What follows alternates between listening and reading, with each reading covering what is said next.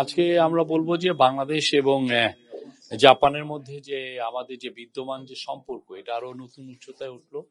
আপনারা জানেন যে জাপান আমাদেরকে প্রথম থেকে এই যে যে অভূতপূর্ব যে একটা গণ অভ্যুত্থান হয়েছে, তারপরে জাপান আমাদের পাশে দাঁড়িয়েছে।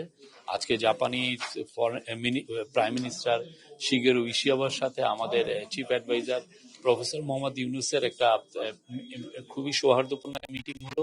$418 মিলিয়ন হচ্ছে বাজেটারি সাপোর্ট, এটা ওরা বলছে হলো ডেভেলপমেন্ট পলিসি লোন ওরা দিচ্ছে। এখন যে কোনো ব্র্যান্ডের পুরাতন এসি বদলে নতুন ওয়ালটন এসিতে উপভোগ করুন 25% ছাড়। আর হচ্ছে ঈশ্বরদী, জয়দেবপুর টু ঈশ্বরদী, এটা খুবই আমাদের ইম্পর্টেন্ট একটা রেলওয়ে লাইন।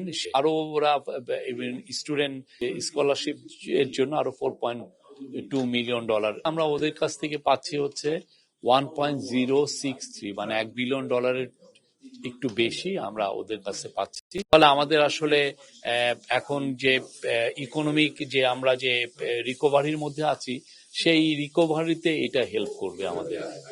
আর অন্যান্য অনেক বিষয় নিয়ে আলাপ হয়েছে। জাপান বাংলাদেশের সাথে তার বন্ধুত্ব আবার জানিয়েছে, সে তার সাথে আরো আমাদের সাথে নিবিড় বন্ধুত্ব করতে চায়।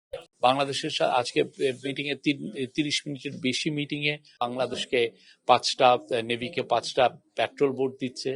তারপরে হচ্ছে আপনারা জানেন যে সাইকেল তৈরি করার জন্য ওইখানে আপনার 6টা এমওইউ হয়েছে। একটা হচ্ছে যে খুবই ইম্পর্টেন্ট সাইকেল, এটা হচ্ছে ইলেকট্রিক সাইকেল তৈরি করার জন্য একটা ফ্যাক্টরি স্থাপন করা হচ্ছে।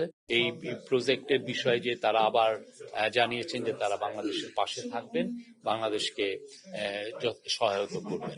ওরা বলছে বাংলাদেশের সমস্ত কিছুতে ওরা হেল্প করবে এবং এই বাংলাদেশের যে ইলেকশনের ক্ষেত্রেও তারা হেল্প করবে। ইলেকশনে আমাদের ভোটার রেজিস্ট্রেশন এগুলো অনেক কিছু আছে, তো এটার জন্য আমরা তাদের কাছে কিছু কিছু ইস্যুতে আমরা সাহায্য চেয়েছি।